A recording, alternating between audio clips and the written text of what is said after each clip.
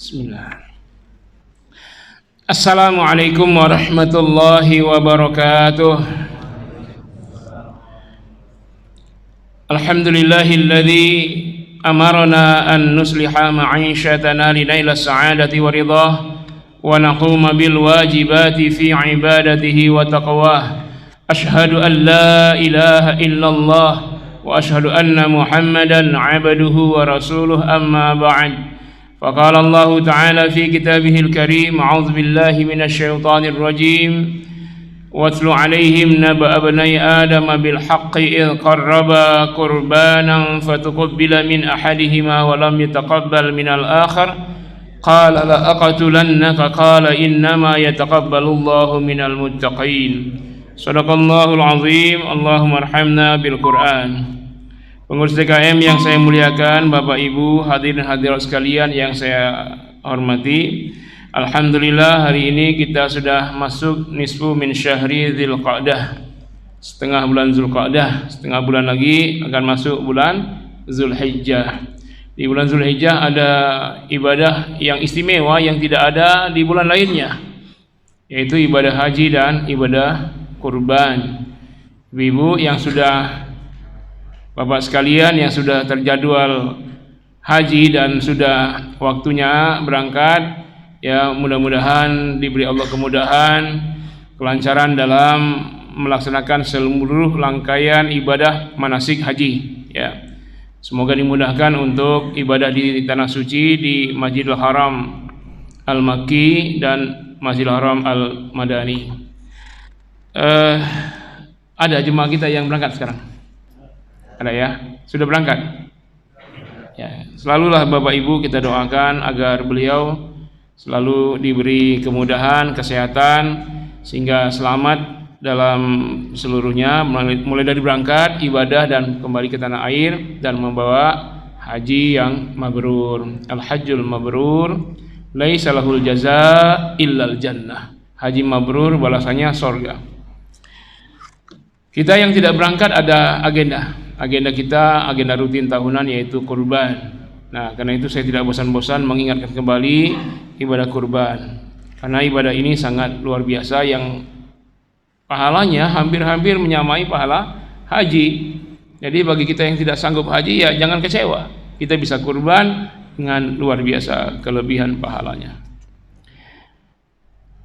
Seperti biasa saya bagikan buku kecil seperti tahun lalu, ya mungkin udah pernah ya saya sampaikan ini.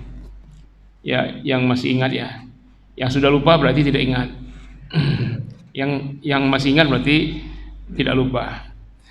Jadi kurban itu bahasa Arab, tapi dibahasa Indonesiakan dengan kurban. Keliru itu, mestinya dengan Q itu kurban, artinya mendekatkan diri kepada Allah. Tapi kalau kurban artinya musibah. Iya, kur. Kalau kor juga iya, kur. Karena kurubat dalam masalah itu musibah. Makanya seringkali orang yang berkurban jadi korban karena enggak diterima. Ibu-ibu kan sering korban perasaan. Secara fikih kurban itu adalah menyembelih hewan yang sudah ditentukan. Hewan ternak berupa onta dengan segala jenisnya, ibil, jamal, budenah. Banyak nama unta, ada yang berpunuk, tidak berpunuk. Ada juga bakar, sapi dengan segala jenisnya, ya sapi, kerbau, lokal, asing, aseng, ada sapi aseng. Dan segala jenis kambing, domba, kibas, biri-biri. Hanya 3 itu ya, tapi dengan segala jenisnya. Nggak boleh korban dengan lele, ayam, bebek, nggak. Karena ini udah ibadah mahdoh ditentukan. Dan mesti hewan ternak, walaupun sapi liar nggak boleh, sapi liar harus ternak. Kalau banteng boleh. Kalau banteng liar nggak boleh. Tapi banteng ternak yang sudah adem boleh. Tapi ada banteng ternak. Ya, sembelih aja itu. Tapi jangan yang moncongnya putih. Ya. Kan ada yang tidak putih, ada yang putih, Pak. Jangan diperpanjang, nanti saya dimarahin nanti. Terus tujuannya apa? Tujuannya untuk mendekatkan diri kepada Allah. Semua tujuan kita kurban, potong, sembelih. Ya. Tanggal 10 Zulhijjah hari Nahar, hari raya Idul Adha, dan hari tasyrik 11, 12, 13 Zulhijjah. Jadi hewannya sudah tertentu, waktunya sudah tertentu, kemudian jenisnya tidak boleh dibuat-buat. Karena kurban ibadah mahdhah. Hanya ada di bulan Zulhijjah, nggak ada kurban di bulan lain. Sebagaimana haji hanya di bulan Zulhijjah, nggak bisa kita perluas. Jemaah banyak banget nih, belum berangkat. Kita perluas lagi di bulan Muharram kita haji. Mana ada haji di Makkah, Madinah? Di Makkah kalau sudah Muharram. Mungkin di Parung ada kali. Di Indramayu ada tuh, di pondok pesantren apa itu. Nah, untuk hukum kurban ada 2 khilaf. Yang pertama wajib, yang kedua sunnah muakkad. Para ulama yang mendefinisikan atau menistimbat hukumnya wajib, dalilnya Al-Quran dan sunnah, sama dengan yang menyatakan sunnah. Yang wajib mengatakan, kenapa? Pertama perintah. Dalam Al-Quran Allah sebutkan, fasholli li rabbika wanhar, maka salatlah menyembah Tuhanmu dan berkurbanlah. Perintah berkurban. Ini kepada Nabi. Karena Nabi dituduh oleh orang-orang kafir Quraisy, Abu Jahal, Abu Lahab, Abu Gosong semua, ketika meninggal anak Nabi Ibrahim bin Muhammad, mereka bilang Muhammad telah terputus nasabnya, nggak ada keturunan lagi. Tapi Allah membantah, ya Muhammad, inna syani'aka huwal abtar, orang yang dengki kepadamu itulah yang terputus nasabnya. Nah, buktinya zuriyah Nabi sekarang sampai akhir zaman berlimpah di mana-mana. Paling banyaknya di Yaman, Tarim. Ya, di Indonesia banyak, di semua daerah, Jawa, Sumatera, Sulawesi, Kalimantan. Kalau di Sumatera disebut Ayib, kita sering sebut Habib. Tapi bukan Habib yang lagi ceramah. Ini Habib pesek, mana ada zuriyah Rasul pesek. Nah, ya Habib dari jalur Hasan, Husain. Kalau dari Hasan namanya Syarif, Syarifah. Kalau dari Husain, Sayyid, Sayyidah. Yang terputus siapa? Mereka yang menghina Nabi, anak Abu Jahal, cucunya Abu Lahab. Bahkan kalaupun ada sampai sekarang nggak ada yang berani itu ngaku saya keturunan Abu Jahal, ada nggak? Tapi kalau keturunan Nabi banyak, dan disebutkan dalam hadis-hadis tentang zuriyah Rasul yang begitu banyak. Kenapa? Karena Rasul berkurban setiap tahun dengan 100 ekor onta. Nah, makin banyak anak cucu. Jadi siapa yang mandul, cobalah berkurban. Nanti dikaruniai Allah banyak anak. Banyak ya, dengan cara apapun. Antum yang susah cari jodoh, kurbanlah. Karena ini syariat pertama cari jodoh itu dari zaman Nabi Adam. Ketika Habil dan Qabil menentukan jodohnya yang solehah, maka disyariat kurban. Jadi kalau anak antum mau nikah, mau cari jodoh, biar dapat yang soleh, kurban. Yang sampai dapat pasangan yang kaya tapi dengan Rubicon bikin bencana misalnya. Jangan yang begitu. Yang tawuran, yang begal, yang soleh. Anak soleh, ingin anak soleh, kurban. Seperti Nabi Ismail alaihissalam. Mau suaminya setia bu, nggak kawin lagi, ya jadi suami yang taat, membimbing ke sorga seperti Nabi Ibrahim, kurban. Kurban ini syariat yang faedahnya banyak sekali. Nah, jadi kita nggak usah nimbang akan ada ulama yang bilang sunnah, saya nggak usah. Jangan sampai lewat, ya. Semua niat antum dengan cara berkurban akan dipenuhi oleh Allah Subhanahu wa taala. Ya, wasilah ibadah kurban banyak solusi atas semua masalah. Apalagi saya lihat wajah-wajah penuh masalah, maka berkurbanlah. Karena ini perintah, fasholli li rabbika wanhar, maka salatlah hanya menyembah Tuhanmu dan berkurbanlah. Maka para ulama mengatakan wajib karena perintah. Al aslu fil amri lil wujubi illa ma dallat dalilu ala khilafihi. Prinsip dari perintah Allah atau Rasul menunjukkan hukum wajib. Kecuali ada dalil yang lain yang menghalangi hukum wajib itu.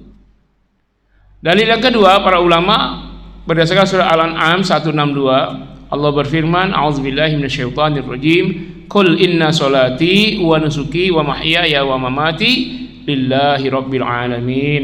Katakanlah sesungguhnya salatku wa nusuki, nusuk itu bisa dua, manasik atau kurban, dan ibadah manasikku, hajiku, umrohku atau kurbanku, bahkan hidup dan matiku hanya kupasrahkan kepada Allah, Tuhan penguasa seluruh alam. Jadi dikaitkan dengan sholat. Tadi di Al-Kautsar, fasholli li rabbika wanhar, kaitkan dengan sholat. Sekarang sholati wa nusuki juga. Bahkan sekarang dikaitkan dengan hidup dan mati, hanya untuk Allah. Nah, begitu pentingnya kurban syariatnya digandeng dengan perintah sholat. Apa saja yang digandengkan dengan sholat itu ibadah yang sangat penting, karena sholat ibadah yang paling penting. Dalil yang ketiga, para ulama mengatakan wajib. Anda boleh lihat di buku yang kecil ini. Barangkali matanya yang plus agak susah, pakai mikroskop. Di mana Nabi bersabda dalam hadis riwayat Imam Ahmad dan lain-lain, "Man kana lahu sa'atun wa lam yudhi fala yaqrabanna musallana," kata Nabi. Barang siapa yang memiliki kelapangan rezeki tapi tidak berkurban, jangan pernah mendekati masjid kami, kata Nabi. Mendekat aja nggak boleh kalau tidak berkurban. Tapi sa'ah itu memiliki kemampuan. Lahu sa'atun, dia punya keluasan rezeki, nggak berkurban. Jangan pernah sholat di masjid Nabi. Artinya percuma sholatnya, ya seolah-olah percuma sholatnya, baca Quran di masjid, berdoa, zikir, silaturahim dan lain, itu kalau tidak berkurban. Ini juga indikator begitu tegasnya Rasul bahwa setiap muslim mesti berkurban. Dalil yang keempat dalam hadis riwayat Imam Bukhari Muslim, dan ada sebab turunnya hadis. Jadi ketika Nabi mengimami salat Idul Adha, selesai beliau berdiri ke mimbar dan melihat ke arah jemaah. Di belakang sudah ada darah bertumpahan. Bukan orang saling bunuh, tapi ada kambing yang sudah disembelih sebelum sholat Id. Habis khutbah, ya, setelah Nabi lihat itu kambing, ya, selesai khutbah, Nabi mendekati si kambing dan berkata kepada siapa? Kepada orang-orang sekitar kambing itu, bukan kepada kambing. Apa kata Nabi? Man dzabaha qabla ay yusalliya falyu'id makanaha ukhra. Wa man lam yadhbah falyazbah. Barang siapa yang telah menyembelih hewan ini sebelum salat Idul Adha, maka dia wajib menyembelih dengan ganti sembelihan yang baru. Jadi perintah Nabi kepada yang sudah menyembelih sebelum salat agar mengulangi sembelihan yang baru, indikasi wajibnya kurban. Kalau nggak wajib, nggak diperintah Nabi, kasihanlah, sudah 1 ekor tambah 1 ekor lagi. Apalagi hadis ini ditutup dengan perintah Nabi, wa man lam yazbah falyazbah. Barang siapa yang belum berkurban, berkurbanlah sekarang. Nah, ini indikasi wajib. Selain indikasi wajib, ini menunjukkan bahwa penyembelihan sebelum sholat Idul Adha tidak sah sebagai kurban. Makanya waktu penyembelihan adalah setelah sholat Id mulainya, nggak boleh sebelum. Walaupun saat itu pagi itu 10 Zulhijjah. Ini 4 dalil. Sedangkan yang mengatakan hukumnya sunnah dalam hadis riwayat Imam Bukhari Muslim sahih, di mana Rasul bersabda, "Idza ra'aitum hilala dzil hijjah wa arada ahadukum ay yudhiya fala ya'khudh min sya'rihi syai'an wala min azfarihi." Apabila kalian telah melihat hilal Zulhijjah, lalu salah seorang kalian ingin berkurban, wa arada, ingin berkurban, maka janganlah dia memotong rambut dan kuku sedikit pun. Di tengah hadis ada lafaz arada, ingin. Kalau begitu kurban diserahkan kepada iradah, keinginan yang bersangkutan. Karena itu tidak wajib. Nah, inilah dalil yang mengatakan sunnah. Tetapi yang mengatakan wajib mengatakan ada kelemahan di sini yang mengatakan sunnah, karena stressing dari hadis itu bukan lafaz arada, tapi larangan. Ya kan? Kan kata Nabi, "Idza ra'aitum hilala dzil hijjah." Apabila kalian telah melihat 1 Zulhijjah sudah hilal, 1 muncul. Ini sekarang 15 Dzulqa'dah nih ya. Nanti tanggal 29 tuh lihat hilal. Apakah besoknya sudah 1 Zulhijjah atau tidak? Kalau sudah, maka kata Nabi, sejak saat itu yang sudah niat kurban, fala ya'khudh min sya'ri syai'an wala min azfarihi. Dia tidak boleh memotong rambut dan kuku sehelai pun, satu kuku pun.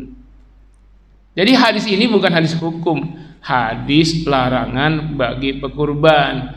Antum berkurban dilarang motong rambut sejak hilal Zulhijjah sampai sholat Idul Adha selesai. Nggak boleh rambut, baik mengguntingnya, mencukurnya, mencabutnya, memotongnya, baik rambut, jenggot, jambang, bulu ketiak, dan semua yang tumbuh di atas kulit nggak boleh. Selai pun nggak boleh. Dan tidak boleh juga memotong satu kuku pun, baik kuku tangan maupun kuku kaki. Jadi hadis ini hadis larangan. Dalam ibadah kurban ada larangan, sebagaimana haji umroh ada larangan. Cuman kalau haji umroh lebih banyak lagi, selain tidak boleh memotong rambut, kuku, apalagi nggak boleh pakaian berjahit laki-laki kan, nggak boleh berwangi-wangian, nggak boleh membunuh binatang, nggak boleh wala fala rafasa wala fusuka wala jidala, nggak boleh berkata kotor, nggak boleh usuk, fasik, berbuat fasik, dan tidak boleh berdebat, jidal, ya, saling bantah-bantah suami istri, tidak boleh, itu lagi haji. Tidak boleh menjadi saksi nikah, menjadi wali nikah, menikah lagi. Ngapain lagi haji nikah lagi? Itu semua larangan, banyak. Tapi kalau kurban larangannya cuma itu aja. Tapi aja nggak tahu, Pak. Kadang-kadang dia kurban, wah besok mau sholat Idul Adha ya, wah dia ke cukur rambut tuh, barbershop. Besok kan mau lebaran, cukur kumis, jenggot, itu larangan.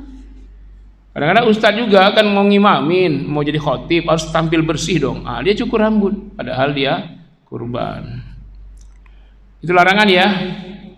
Nah, silakan, ini dua khilaf antara wajib dan sunnah. Ustadz, ada riwayat itu Abu Bakar As-Siddiq tidak kurban pernah. Abu Bakar As-Siddiq itu kurban. Waktu tidak kurban itu memang beliau tradisinya punya uang semuanya dihabisin. Infak fisabilillah. Berapa? 100%. Kaya lagi, infak lagi. Kebetulan kenaannya habis itu diinfakin, ya nggak kurban ya.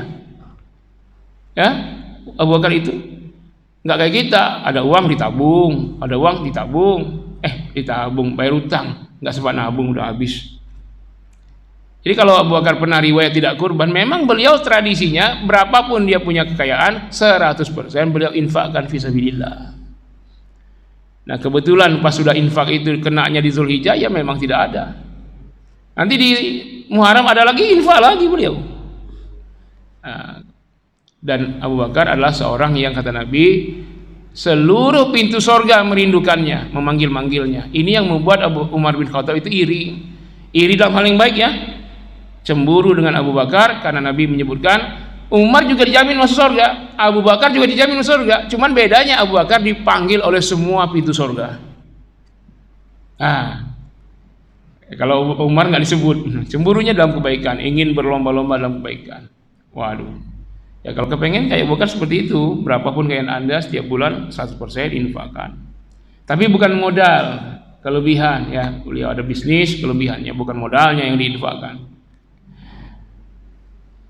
Nah, yang membedakan antara sembelihan biasa dengan kurban adalah doa. Kalau untuk sembelihan biasa di luar kurban cukup bismillah selesai, bismillah Z, atau bismillah Allahu Akbar, atau bismillahi wallahu akbar. Mau bebek, mau ayam, belut, ikan lele juga baca bismillah Bu waktu nyiangnya itu. Ya, sapi, onta, kerbau. Tetapi ketika dia sudah menjadi hewan kurban untuk dipersembahkan kepada Allah, maka mesti terbaik. Hewannya yang terbaik, bukan hanya sekedar untuk diambil dagingnya kan. Persembahan kepada Allah yang terbaik. Tempatnya yang terbaik. Banyak di masjid-masjid kurban disembelih di belakangnya banyak tempat sampah, pinggir kali. Di mana yang terbaik? Di floor. Karena ini tempat persembahan kepada Allah. Hewan terbaik, tempat terbaik. Kemudian dari sumber yang terbaik, nggak boleh kurban dari hutang, kurban dari riba, uang nggak jelas, jual narkoba, beli kurban, nggak boleh.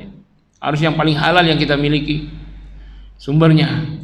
Kemudian penyembelih yang terbaik, dua kategorinya. Pertama, ahli dalam penyembelihan. dua, ahli dalam fikih.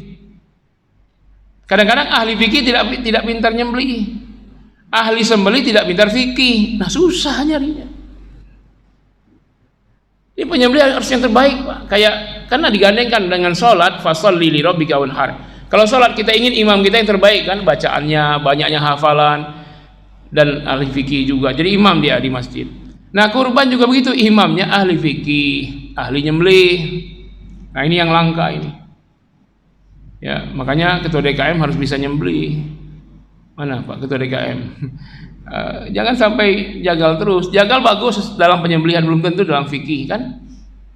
Nah, doa yang terbaik pula, bukan sekedar bismillahirrahmanirrahim wallahu akbar. Apa bedanya? Dalam kurban, nama pekurban siapapun dia itu adalah bacaan doa, masuk dalam bacaan doa.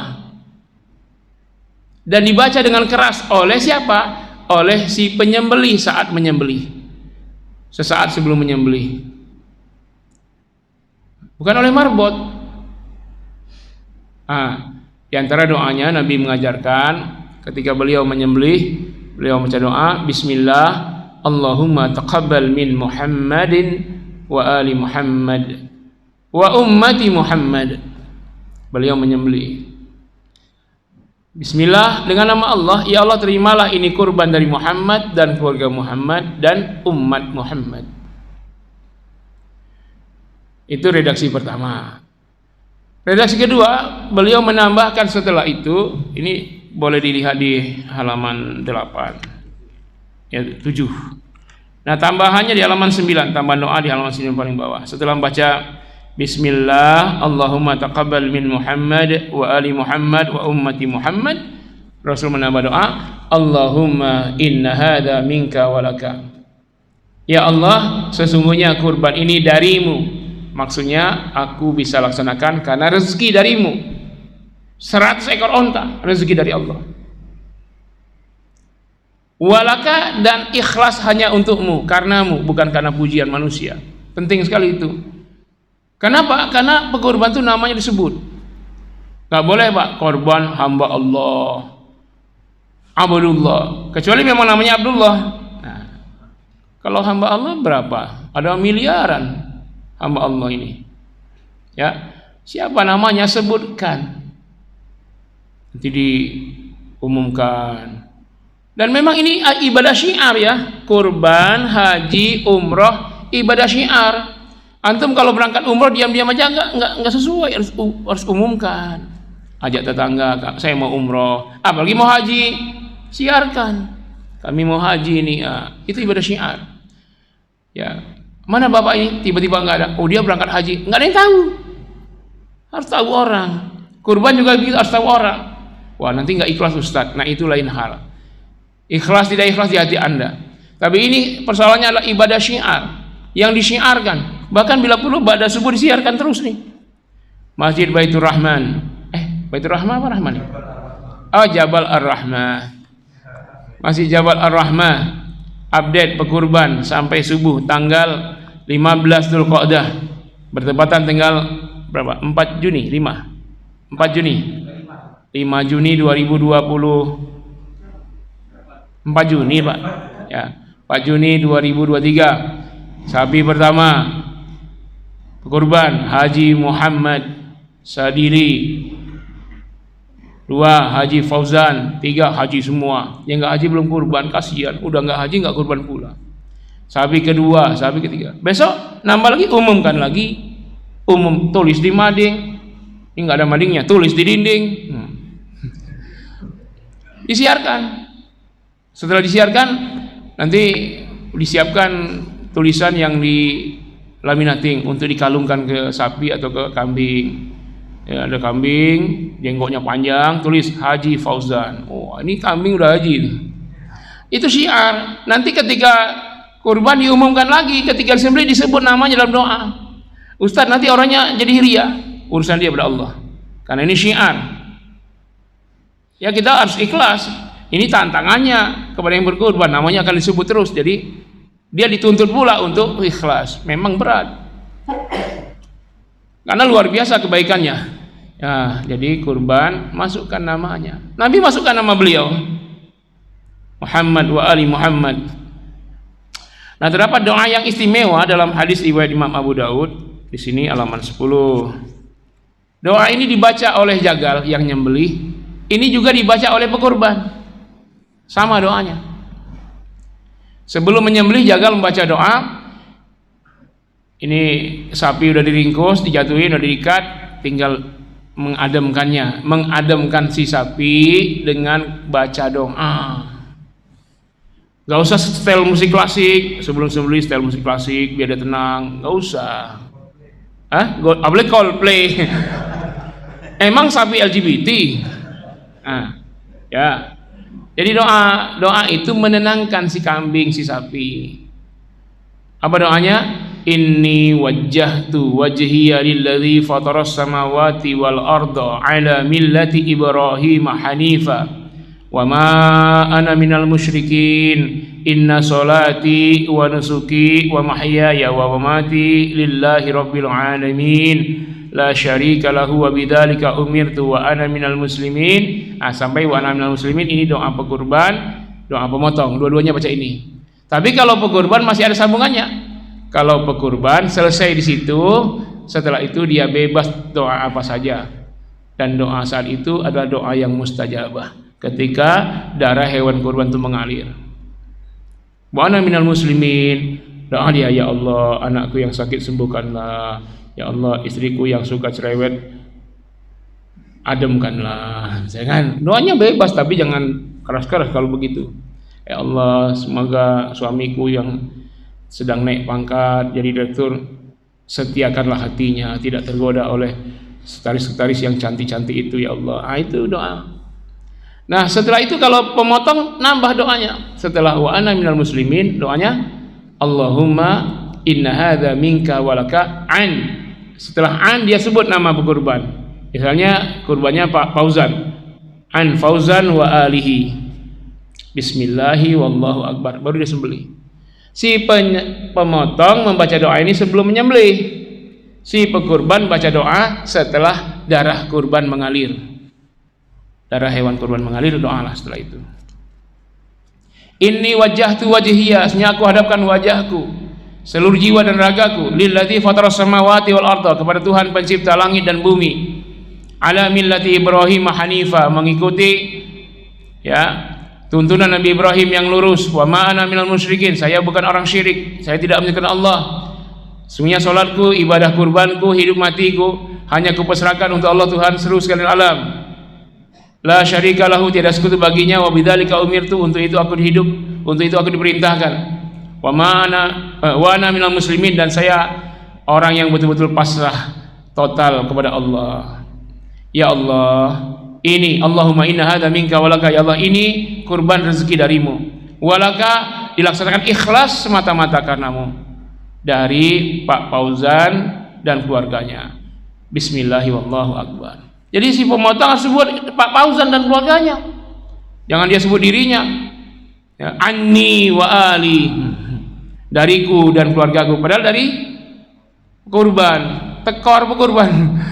Jadi si tukang potong ani, kadang-kadang nggak tahu arti Pak. Nanya Kiai, Pak Kiai, kalau saya berkurban doanya apa? Dilihat orang ini susah ngapal, dikasih doa yang pendek Pak. Ya apa doanya?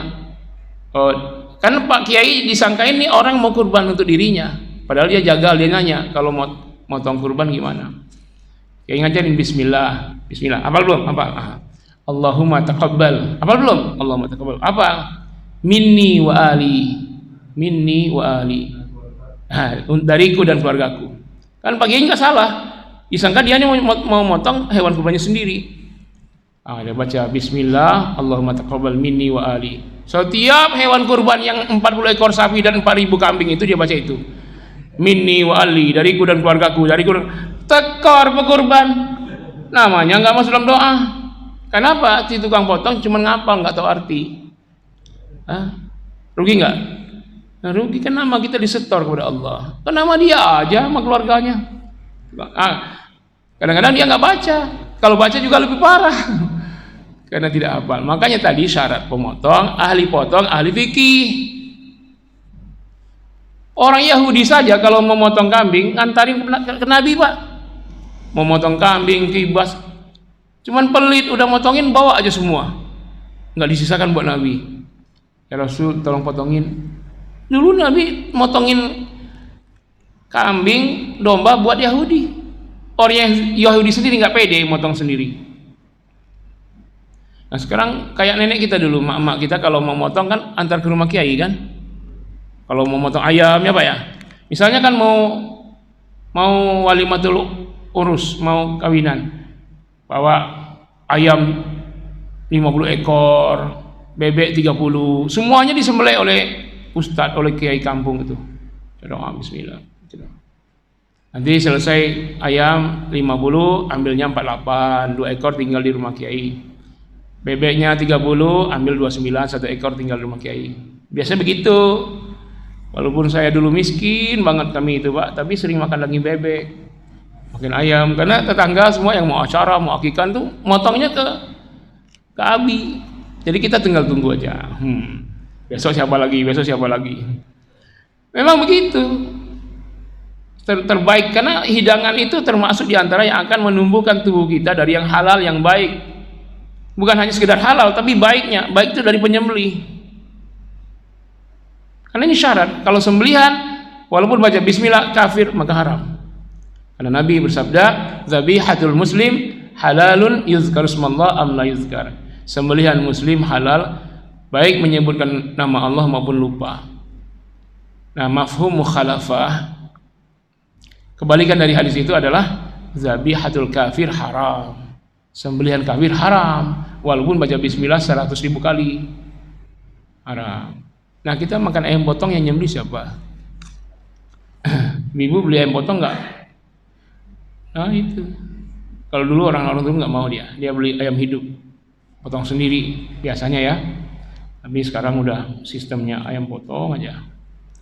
Nah, kalau misalnya 7 kolektif 1 sapi, 7 nama disebut dalam doa.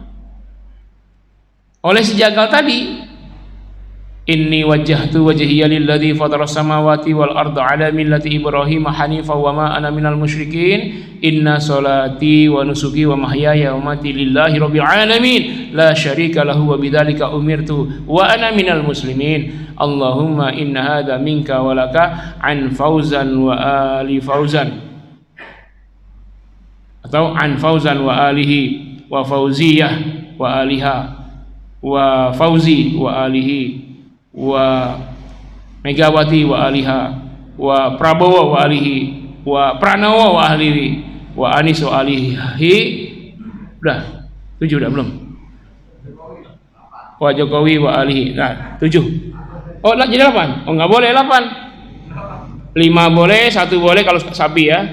Maksimal 7, nggak boleh lebih. Bismillahi wallahu akbar, sembelih. Itu. Nah, waktu kurban antum dipotong, doa begitu enggak jagalnya? Nah, di halaman 10 juga antum lihat hukum menjual kulit kurban, jeroan, kaki, lain-lain, hukumnya haram. Nabi yang ngomong ya, man ba'a jilda udhiyatihi fala udhiyatallah. Barang siapa yang menjual kulit hewan kurbannya, maka batallah kurbannya. Fala udhiyatallah, tidak ada kurban baginya. Juga dalam hadis riwayat Imam Bukhari Muslim, ketika Ali, kayaknya Ali ini menjadi ketua panitia deh. Apa kata Ali? Amarani Rasulullah sallallahu alaihi wasallam an aquma ala budunihi wa an atasaddaqa bil luhumiha wa juludiha wa ajillatiha wa alla a'tal jazzar minha. Rasulullah SAW telah memerintahkan saya untuk ngurus onta-onta beliau. Jadi korban onta 100 ekor. Ali ketua panitianya. Apa kata Ali? Wa an atasaddaqa bil humiha, agar saya mensedekahkan semua daging-dagingnya, wa juludiha, dan kulit-kulitnya, wa ajillatiha, ini ajillah bisa bulu-bulu, jeroan-jeroan, yang lain-lain lah yang tidak penting itu semuanya dibagikan. Wa alla a'tal jazzar minha, dan aku tidak boleh memberi tukang potong darinya. Maksudnya dalam kurung sebagai upah. Enggak boleh upah. Apa tukang potong kulit, apa kepala, apa-apa. Karena dia dibayar. Lalu dari mana dibayar? Kata Ali, nahnu nu'tihi min indina. Kami bayar tukang potong dari uang lain. Dari uang lain. Bukan kurban. Nah, sekarang ada orang akadnya tidak dipisah, mana kurban, mana uang potong. Ada nggak yang begini? Kurban kolektif seperti sapi 3.500.000 dalam kurung sudah termasuk biaya potong dan operasional. Ada begitu? Bingung berapa potong, berapa kurban. Akadnya goror itu. Nanti kalau panitia bikin kurbannya 2 juta, biaya potong 1,5 juta. Jadi kalau 7 berarti 1,5 kali 7, 10.500.000 tuh. Nggak salah dia. Kan nggak dipisah. Nah, mesti dipisah. Gimana? Kurban 3 juta, biaya operasional dan potong 400, total 3.400.000. Yang 400 itu apa? Dalam kurung untuk sewa tenda, beli kantong, asahan, golok, balok, upah potong, masuk ke situ tuh. Upah potong, operasional, konsumsi panitia dan lain-lain. 400.000 total. Dipisah mana yang kurban, mana yang biaya operasional. Jangan dalam kurung, ini masih aja di masjid-masjid. Jangan kecewa nanti kalau ternyata dapat anak sapi bukan dapat sapi. Karena dia ambil dari 3,5 itu diambil hanya 2 juta untuk beli sapi. Bukan 3 juta. Ya, pisahin karena kata Ali, nahnu na'tihi, kami bayar memotong dari uang lain. Jadi tidak digabungin. Jadi ibu jangan marah kalau panitia bilang, yang mana bu kurbannya? Yang 3 juta. Ya, tambah ya bu untuk upah potong operasional. Tambah. Kok saya udah kurban saya nambah? Lah, hakikatnya kurban itu kita motong sendiri. Ya kan? Kita cari hewan sendiri, mungkin H-30, merawat sendiri sampai hari H, menjaga biar sehat terus. Kalau nggak sehat, nggak boleh kan hewan sakit. Merawatnya semuanya, ngasih minum, ngasih makan, nyari rumput, kita sendiri tuh. Sampai nanti motongnya kita sendiri. Nanti mencacahnya kita sendiri. Menimbang, masuk kantong, distribusi kita sendiri. Nah, karena kita sudah dibantu orang, amal kita, ya bayarlah tukang bantunya itu dengan 400.000, 500.000. Masa kita nyuruh orang gratis aja? Nah, itulah di luar akad kurban. Sesuaikan aja, kalau memang akan besar biayanya ya besar juga, 400, 500. Kalau memang nanti banyak subsidinya dalam hal ini mungkin dari infak masjid ya mungkin hanya 200, operasional terserah. Tapi pisahkan, akadnya pisahkan. Ya, jangan disatukan. Ini panitia ya, hati-hati juga ini. Dan tidak boleh jadikan upah dari, karena sudah dibayar dari upah tadi ya, yang lain tadi. Maka tukang potong dapat upah dari situ, tidak dari unsur hewan. Nggak boleh. Nggak boleh akadnya dikait-kaitkan juga. Berapa sekarang? Motong sampai tuntas. Sampai ngulitin, sampai cacah, sampai halus. Berapa? 1,5 juta. Kalau normalnya. Kalau yang sudah punya nama itu, wah 2,5 juta, 2 juta Pak. Coba aja tes, tanya tim Juleha, berapa dari potong sampai cacah. Udah mulai naik daun, mahal. Kalau yang nggak terkenal, 1,5. Nah, kalau suruh saya paling cuma 800.000. Promo pula. Itu ya. Jadi harus betul-betul dijaga fikihnya. Jadi kalau berapa? 1,5. Kalau kulit dan kepala dapat berapa? 1.200.000. Kalau akad begitu sama saja menjadikan kepala dan kulit sebagai upah, itu haram. Mau tukang potong dapat kulit atau tidak, dapat atau tidak, 1,5 misalnya. Sepakatlah akad segitu. Kalau merasa kemahalan, tawar dia. Boleh tawar, 1 juta kah 1 ekor sapi? 400 kah? Tuh. Jadi jangan kait-kaitkan upah potong dengan kepala, dengan kulit. Jangan kait-kaitkan, nggak ada kaitannya. Ya. Kalau ngerasa, kalau kita kasih cuma-cuma kepada tukang potong, wah ini keenakan sudah dapat upah, dapat ini pula. Nah sudah, kasih yang lain. Ya, kasih kulit kepada yang lain. Kasih ke pondok pesantren tahfiz pet Qur'ani aja itu kulit. Kulit, Pak. Nah, kalau dagingnya silakan juga. Lebih baik juga, kalau enggak ya kulit aja. Itu ya. Kemudian perkara distribusi, pembagian, dan juga syarat yang lain. Yang pertama syarat orang, syarat sumber ya. Sumbernya dari orang yang berkurban harus yang mampu. Kalau nggak mampu jangan maksa-maksakan diri, baik dengan uang maupun hewan.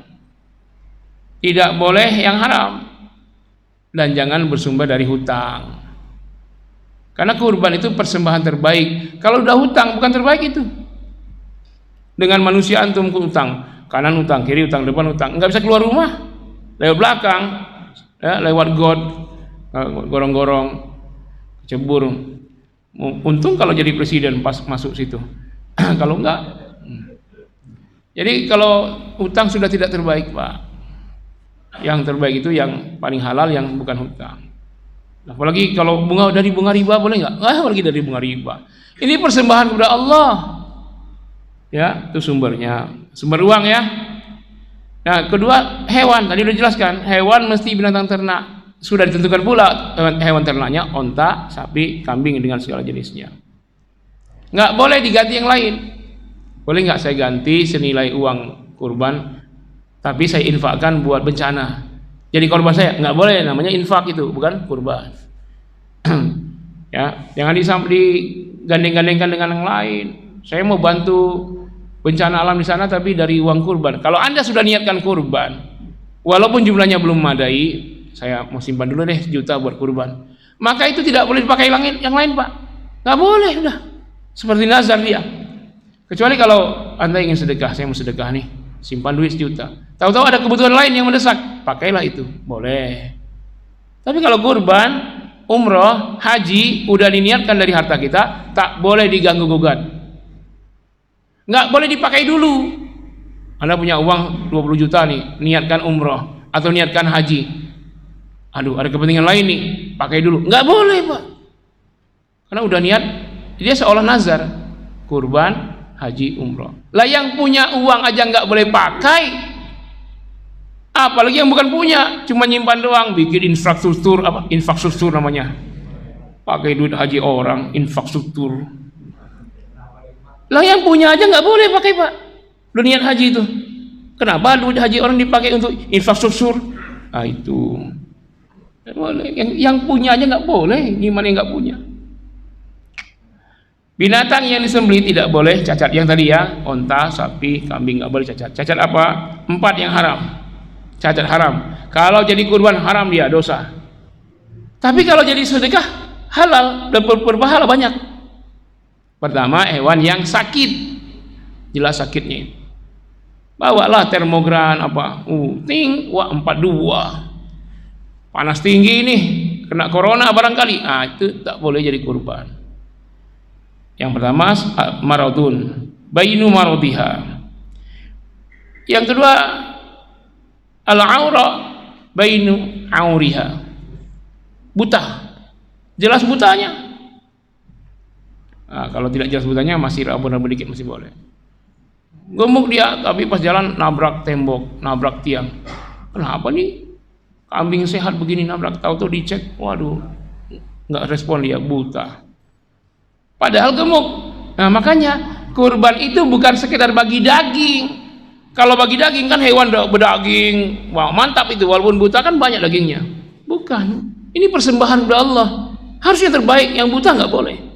Al-arja bainu arjiha, yang jelas-jelas pincang. Gemuk 1,5 ton tapi pincang nggak boleh. Jalannya tuh zigzag begitu. Itu nggak boleh, walaupun berdaging. Kalau jadi sedekah halal, bagus, baik itu. 3 ya, sakit, buta, pincang. Yang keempat, kurus allati la tungqi, kurus kering tak ada daging, tungkai aja, tungkai, jadi kerangka aja. Nah itu tidak boleh. Masa persembahan kepada Allah hewan tak berdaging? Nah itu cacat yang haram. Jadi kurban dosa, jadi sedekah boleh. Sekarang cacat yang makruh. Maksudnya apa? Boleh jadi sedekah tapi tidak ada pahala. Enggak ada pahala. Yang patah tanduknya satu, yang buntung ekornya disengaja, yang putingnya rusak, atau hewan yang dikebiri. Itu susah ngetahuin itu yang dikebiri itu. Susah kita. Kalau yang tadi patah tanduk kelihatan. Patah gigi bukan karena usia tapi memang patah karena ribut dengan temannya tawuran, kelihatan. Nggak boleh itu. Kayak saya nggak boleh, jelas nih. Nggak boleh. Makanya saya kurban ini aman saya. Itu tapi masih boleh sebagai, kalau sebagai kurban ya makruh. Makruh itu nggak ada pahala. Termasuk sapi kambing yang dikebiri.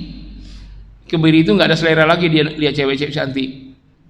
Hati-hati, kadang-kadang binatang yang berat-berat sampai tonton itu hasil kebiri. Tanya dulu, Bapak Ibu mau beli yang 1 ton. Kan lagi viral tuh artis-artis beli yang 1 ton, Irfan Hakim beli 1 ton, siapa lagi Ruben Onsu beli 1 ton, siapa beli ada 1,5 ton yang paling besar dengan harga 300 juta. Ya urusan mereka lah. Tapi tanya dulu petaninya, kenapa bisa segede dan seberat ini? Ustadz, ini saya rawat betul, saya jaga jangan sampai kena nyamuk aja nggak boleh. Saya kasih semua saya pasangkan nyamuk elektrik di kandangnya itu. Saya kasih oles-oles obat nyamuk. Nggak boleh nyentuh dia. Ya, saya rawat betul, bahkan tidur pun bersama saya.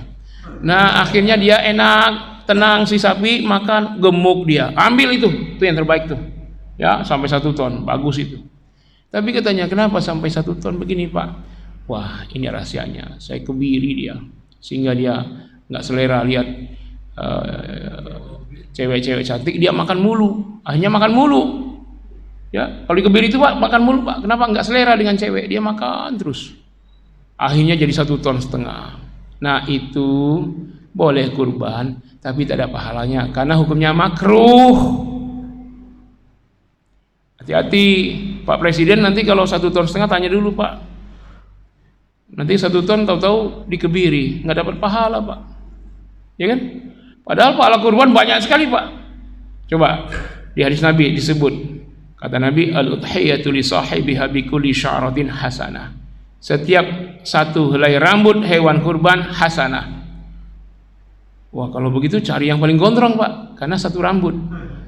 Untung sahabatnya warishuhu, bagaimana bulu halus. Hasanatun kata Nabi. Bulu halus pun hasanatun.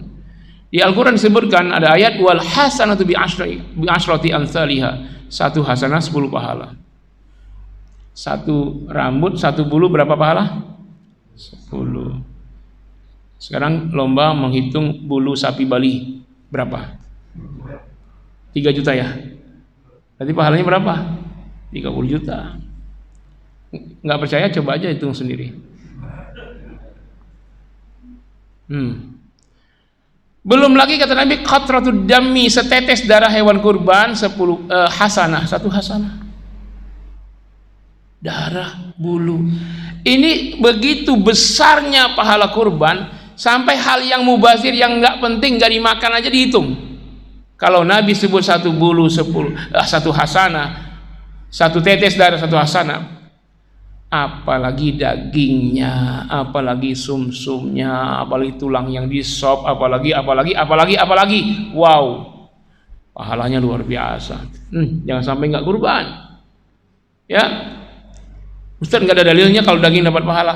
Kita dalil itu 2, nakli dan akli. Pakai dalil akli.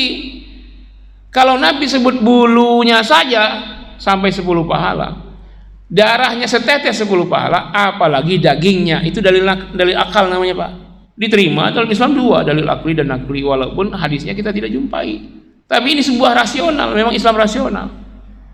Dari bulu saja 10 pahala, dari daging berapa? Tentu lebih bermanfaat daging daripada bulu. Kalau darah saja yang tidak dimakan, tidak diminum 10 pahala, bagaimana dengan tulang yang disop? Dalilnya begitu. Gara-gara hewan dikebiri nggak dapat semua itu. kasihan. Terus orang yang berkurban, syarat orang nih, satu, muslim. Hati-hati panitia, di beberapa perumahan karena kompleks itu ada muslim non muslim, non muslim ikut-ikutan diterima oleh panitia. Tak boleh. Syaratnya muslim. Ini doanya gimana? Ini wajah Allahumma taqabbal min kafir serius. Wah, bagaimana doanya? Karena ini ibadah mahdoh. Tapi pembagian boleh, distribusi non muslim boleh, ya.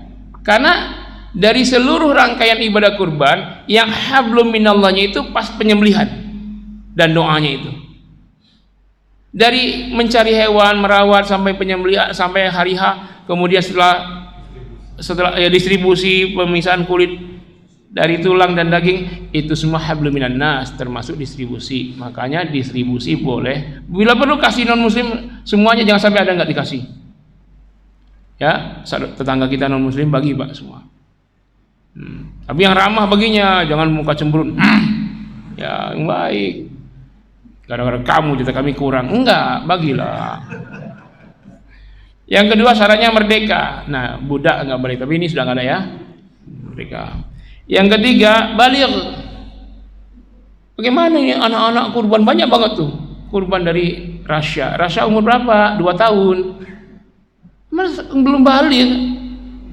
Kecuali kalau yang sudah balik di situ kurban di satu keluarga, ayahnya kurban, ayah Rasya. Ayah Rasya sudah balik atau belum? Sudah ya. Dia sudah kurban, lalu anaknya kurban, boleh tuh. Karena dia dengan satu kurban sudah memenuhi kewajiban. Yang keduanya sunatu yang anaknya Rasya, siapa boleh. Tapi kalau anaknya yang 2 tahun, bapaknya enggak, ibu yang balighnya enggak ada di rumah itu yang kurban, enggak boleh. Yang keempat, berakal. Enggak boleh orang gila. Kaya raya, punya hebat, wah itu kita minta kurban sana tuh. Itu rumahnya 3 lantai. Tapi dia sudah gila, Pak. Oh, enggak boleh. Jadi kalau masih normal, mintalah situ kurban. Yang kelima, memiliki kemampuan, kelapangan rezeki. Kalau enggak wajib, enggak usah. Jangan maksa-maksa ya. Tapi kalau kita ada juga jangan bohong juga. Dia datang, Pak panitia berapa kurban sekarang? Yang bagus ya 4 juta. Tambah biaya operasional 500, jadi total 4,5 juta. Wow, mahal. Sambil dia melemparkan Samsung S28. Masa dia tidak mampu? Padahal setiap pergantian HP baru dia beli terus. Yang harganya itu bisa beli HP-nya itu seharga 2 RX King. Itu kan bohong namanya. Kalau kita mampu ganti HP tiap sebentar ya, masa kurban tidak? Tiket Coldplay 2 menit ludes, Pak. 2 menit. Terus yang nggak dapat tuh nangis-nangis, padahal dari 900 sampai 13 juta. Bahkan ada yang kena tipu tuh sampai 40 juta, 60 juta, Pak. 2 menit. Nanti ketua panitia kurban umumkan jemaah. Kita buka pendaftaran kurban 2 menit. Kira-kira habis nggak itu jatah tiketnya? Yang satu tiket Coldplay pendukung LGBT, yang ini tiket untuk terbang cepat kilat ke surga. Itu tiket cepat kilat ke surga tuh kurban tuh. Nggak laku. Yang konser laku. Tapi dia muslim, mayoritasnya Islam. Yang beli itu pinjol pula, udahlah pinjol mahal, cara dapat nggak dapat tuh kayak apa aja. Yang dapat, wah kayak dia dapat Piala Dunia, bahagia luar biasa. Ini perhatikan panitia, distribusi. Kata Nabi 3 cara. Fakulu minha wa tasaddaqu wa tahaddu. 3. Makanlah oleh pekurban, sedekahkanlah, hadiahkanlah. Makanlah pekurban disunahkan makan daging ikan, walaupun sekarat. Sedekahkan, tasaddaqu maksudnya prioritaskan kaum duafa penerimanya, fakir miskin, sedekah. Wa tahaddu, hadiahkan. Orang kaya dikasih juga akad hadiah. Non muslim dikasih juga akad hadiah. Jadi orang kaya boleh dapat kurban? Boleh. Tapi dia nggak kurban, Ustaz, kasih aja. Udah kaya nggak kurban, mau dapat, ya kasih aja, kasih tulangnya, usus-ususnya. Masa udah kaya nggak kurban? Kalau dia kurban, ambil jatahnya sebagai pekurban. Berapa bagian terserah panitia, lihatlah komposisinya. Mungkin akad makan oleh pekurban dari daging 10% atau kurang lah ya. Nanti untuk sedekah fakir miskin 70%, udah 80. Nah, untuk akad hadiah 20%. Untuk kasih non muslim dan orang kaya. Nah, itu saja, nggak ada yang lain-lain, akad lain nggak ada, cuma 3 aja. Dimakan pekurban, disedekahkan, prioritas fakir miskin, dan hadiahkan. Ini hadiah orang kaya dan non muslim. Terakhirnya, perlakuan terhadap hewan harus yang waktu berkurban hanya 4 hari. 10 hari raya nahar, 10 Zulhijjah, tasyrik 11, 12, 13. Perlakuan hewan kurban yang terbaik. Jadi jangan samakan hewan kurban dengan sembelihan biasa. Hewan kurban ini selebritinya ini. Ini persembahan kepada Allah. Maka perlakuannya beda dengan yang tidak kurban. Di antaranya apa? Sembelih hewan dengan setajam-tajamnya alat penyembelihan. Boloknya yang paling tajam. Boleh dites dulu ke jari, boleh. Tapi jangan. Ya, dites dulu dengan kertas, tisu. Udah cocok nih. Jangan si tumpul, jangan tumpul. Nanti udah beset kulitnya, dagingnya nggak turun tembus juga. Atau kulitnya itu lama, bolak-balik. Ya paling maksimal 3 detik lah. Selesai itu. Sapi apa. Jadi tajamkan betul setajam-tajamnya. Yang kedua, dilarang mengasah golok di depan hewan. Kan dia hewan, Ustaz. Dia ngerti. Instingnya main. Oh, ini untuk nyembelih saya. Apalagi sudah ada sebelumnya temannya. Nah, jangan pula menyembelih hewan di depan hewan. Jadi kasih hijab hewan yang disembelih sini, yang sudah sembelih sana, yang belum sembelih sini. Yang sembelih ditutup triplek kah, hijab. Pokoknya jangan dipertontonkan. Ya. Apalagi baringkan, kalau sapi, kambing, baringkan dulu baru sembelih, ngadap kiblat. Nah, kalau kepala di sini, ini kiblat, kepala situ. Ngadap situ kaki-kakinya. Ya. Orang yang nyembelih ya sama ngadap kiblat juga. Orang yang nyembelih enggak diatur, terserah mau ngadap kiblat atau tidak. Tapi si hewannya. Kalau onta berdiri sambil berdiri itu disembelih. Karena lain bagiannya yang disembelih. Kalau onta bagian dekat kalungnya tapi panjang lehernya. Kalau sapi itu di dekat, kalau kita ini apa nih? Jakun. Kalau kita di atas jakun.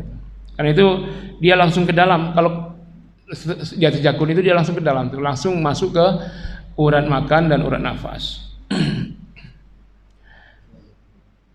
Menyembelih, berdoa sebelum menyembelih. Ya, yang membaca doa si penyembelih. Tadi doanya ya. Jangan menyembelih hewan di depan hewan. Hendaklah jangan mencaci hewan. Jangan mencaci hewan. Ya, tidak boleh hewan kurban dicaci. Dasar binatang lu, kambing lu, mati lu. Habis riwayatmu hari ini. Jangan, tidak usah. Justru ditenangkan hewan itu, jangan dicaci, ditenangkan. Bacalah. Baca subhanallah walhamdulillah. Ditenang dia tuh. A'udzu bikalimatillahi tammati min syarri ma khalaq. Tapi jangan dibisikkan di telinganya. Tajam itu tanduk sapi Bali. Kalau membisikkan goyang aja udah. Agak jauh dikit lah. Boleh dielus tapi aman ya. Kalau tidak aman jangan coba-coba. Yang sudah jadi pawang ahli enggak apa-apa. Ya, bismillahirrahmanirrahim, la yadurru ma'asmihi syai'un fil ardi wala fis sama. Ini doa-doa ini sebelum penyembelihan ya. Baca tasbih, zikir. Itu diperbanyak. Allahu akbar, Allahu akbar, Allahu akbar. La ilaha illallah, sambil dielus kepalanya. Ya, kayak kita nyayangi seseorang anak, kita elus lah. Itu kayak anak juga ada, terus ya sayang, wahai sayang. Tahu-tahu marah istri di jewer kupingnya. Sayang siapa? Ini kambing, cemburu sama kambing. Yang terakhir, selesaikan proses penyembelihan secara sempurna. Kalau sudah selesai, baru dikulitin, dipotong kepala. Jangan sampai hewan masih hidup, baru disembelih, langsung diputus kepala. Matinya hewan adalah perlakuan terakhir. Kalau perlakuan terakhirnya diputus kepala, dia mati dipenggal, bukan disembelih. Jadi bangkai dia. Kalau belum mati sudah dikuliti, masih gerak-gerak, masih hidup, dikulitin, maka statusnya mati dikuliti. Kadang ada yang nggak sabar, diputus-putus nadinya ya. Udah sembelih, putus-putus nadinya. Itu mati putus nadi, bukan mati disembelih. Ini kerjaan tukang potong begitu. Karena tadi apa? Nggak ahli fikih, ahli sembelih. Gimana, kasihan itu? Nanti orang makan bangkai semua. Sakit Pak, masih hidup dikulitin itu. Masih hidup dikulitin. Dipotong kepalanya, masih hidup. Nah yang tragis kadang-kadang sapi itu. Kambing ya. Yang anak muda kadang-kadang. Baru disembelih masih gerak-gerak. Masih gerak-gerak, kita lihat torpedonya udah hilang. Wih, masih hidup itu kambing. Sakit itu. Kadang ada untuk apalah anak muda kadang-kadang ya. Tunggu pastiin sudah mati, tidak ada gerak, baru diperlakukan. Dan kalau masih hidup jangan. Nah ini diantara fikih kurban secara singkat, memang karena waktu singkat, waktunya sebentar lagi, maka apa yang kita ketahui segeralah kita amalkan. Jangan terulang kesalahan, biar kurban kita menjadi persembahan terbaik kepada Allah. Ya. Dan ingat, kurban ini adalah wasilah untuk keinginan apapun kepada Allah, dikabulkan itu. Semua Nabi itu kenapa zuriyahnya sampai sekarang di seluruh dunia ada? Karena Nabi tiap tahun kurban 100 ekor onta. Kalau lagi paceklik, Nabi kurban 2 ekor kibas. Baik, barangkali ada pertanyaan? Silakan. Alhamdulillah tidak ada. Ada. Terutama nih panitia ini.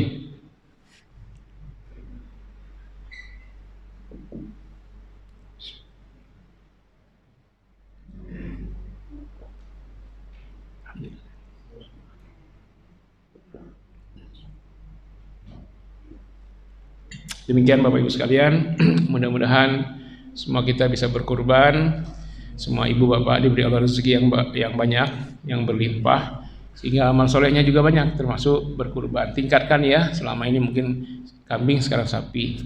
Kalau enggak kambing sama 1 ekor, sekarang 2 ekor. Nah, biar syiarnya terasa betul. Apalagi kalau kita hidup di tengah-tengah komunitas yang ada beda agama, maka ini syiar kita kepada yang beda agama. Dan ini simbol penyembelihan hewan, simbol tauhid, menyembelih kesyirikan. Karena dulu onta disembah oleh orang jahiliyah, maka disembelih. Sekarang sapi masih sembah, maka sembelihlah. Sembelih kesyirikan, sembelih sifat-sifat kebinatangan, sifat pelit, sifat monopoli, sifat ingin menang sendiri itu dari hewan, disembelih menjadi sifat kemanusiaan yang berdasarkan tuntunan ilahiyah. Dan semoga kita meraih semua kebaikannya. Mohon maaf yang sebesarnya, terima kasih. Subhanakallahumma bihamdika asyhadu an la ilaha illa anta astaghfiruka wa atubu ilaik. Wassalamu alaikum warahmatullahi wabarakatuh.